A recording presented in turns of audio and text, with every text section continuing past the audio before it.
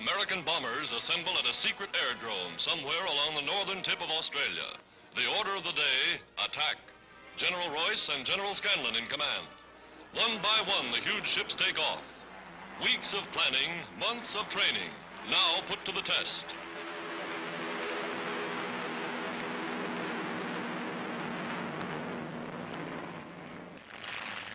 Fast pursuit planes roar down the strip and zoom aloft at incredible speed. These are the fighters of the air fleet. Daily they go up, and daily they land. From the looks of the bullet holes, some of them have made contact with the enemy. Battle scars that show that American ships are built to take plenty of punishment.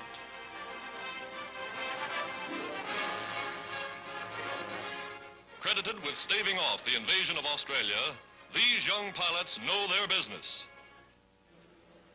Here's one coming in now. His landing gear jammed by Japanese bullets. He's forced to make a crash landing. Dangerous with any ship, doubly so with a bomber.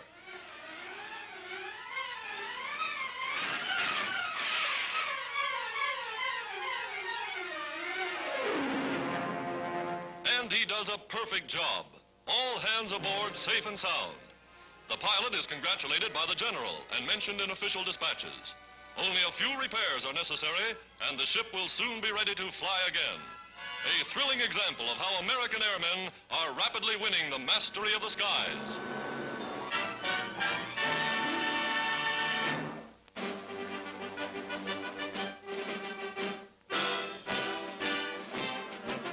America honors Army nurses who served under fire in the Philippines.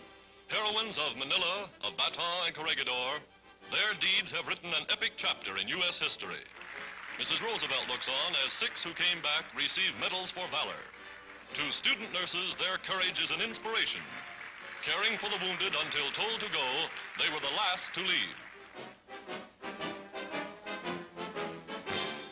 On the home front, women enlist for less glamorous, less hazardous, but equally important work in industry.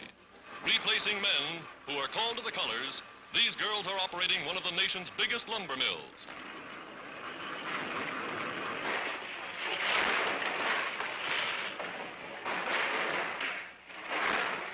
Today, women in overalls, women in war jobs, are to be found throughout the length and breadth of America.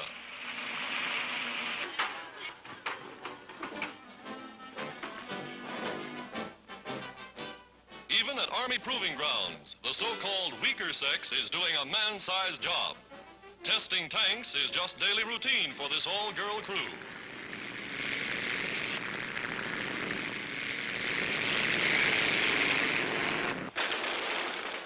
On the firing range, they try out the latest machine guns. A 50-millimeter aerial defense weapon with plenty of kick. Manning anti-aircraft batteries, they feed shells and fire them with clockwork precision.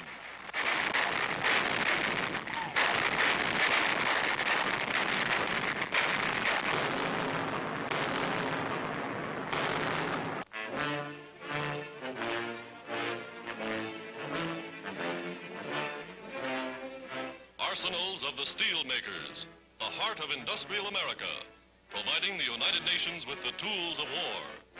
Here in the giant furnaces of Chicago, of Detroit, Cleveland, Buffalo, Pittsburgh, America is producing more steel than the rest of the world combined. Now geared solely for the production of steel for war, the mills are rolling 24 hours a day, 7 days every week.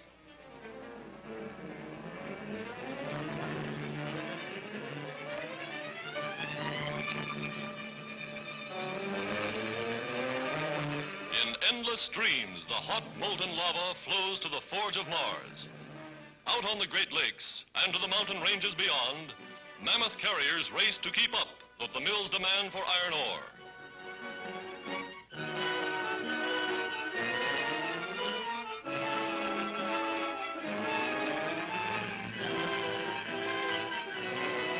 Here, in the largest open-pit iron mine in the world, the battle of transportation begins. Digging a man-made canyon a mile wide and 2.5 miles long with electric shovels weighing 3/4 of a million pounds. Shovels that take 16 tons of ore in each scoop, loading a 50-ton railway car in 3 mighty bites.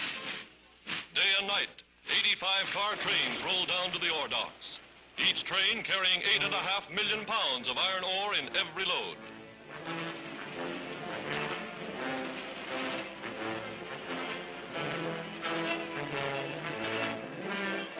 Below the massive trestle, ore bins yawning wide, the lake freighters await their cargoes. The big chutes open and down it pours. Record loading time, 13,000 tons in 16 minutes. Enough ore in a single cargo to build 6 modern destroyers. Out into the broad waters of Lake Superior, the carriers begin to move. A bridge of ships 1,000 miles long, 20,000 passages a year, racing against time and the weather. The race begins with the first cold days of the northern spring. For in 8 months, the freighters must haul enough ore to keep the steel mills working through the entire year. Through the peril of fog and snow and ice, across 90,000 square miles of landlocked water, the Great Lakes Fleet is winning the battle of transportation. Iron ships and iron men supplying the sinews of war to the arsenals of democracy, the mills of America's steel makers.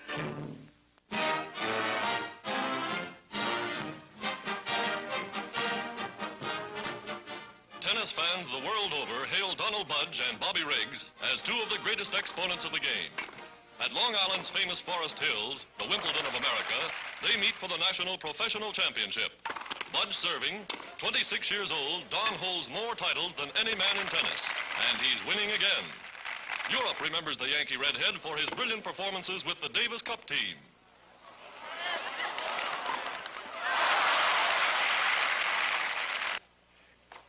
Riggs serving, and today he's no match for the champion.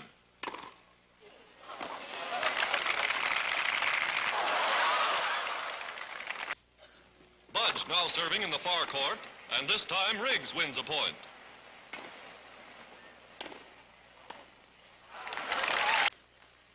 But Budge has 2 sets, and he's taking the title with 3 in a row. Undisputed master of the courts.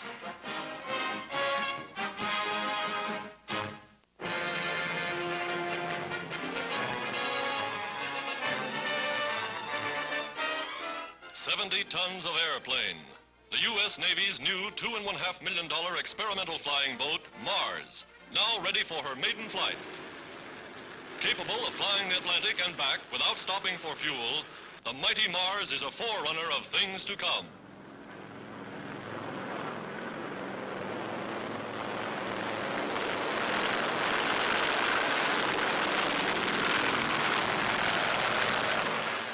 The contrast between a Navy patrol bomber and the giant amphibian is striking. 4 monster motors, each with more power than a locomotive. Armed to the teeth, planes like the Mars can speed men and weapons to the battlefronts of the world in a matter of hours.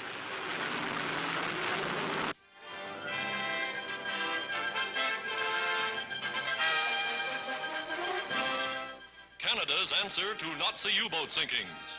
First films of the Dominion's fast new fleet of submarine chasers in action. Picking up a convoy, they test their new anti-submarine gun.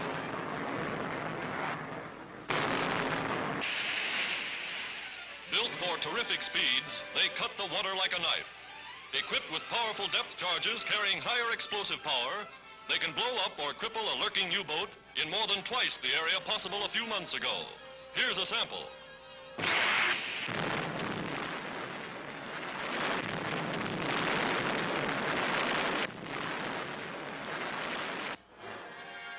And in 30 seconds, another's ready to go over the side.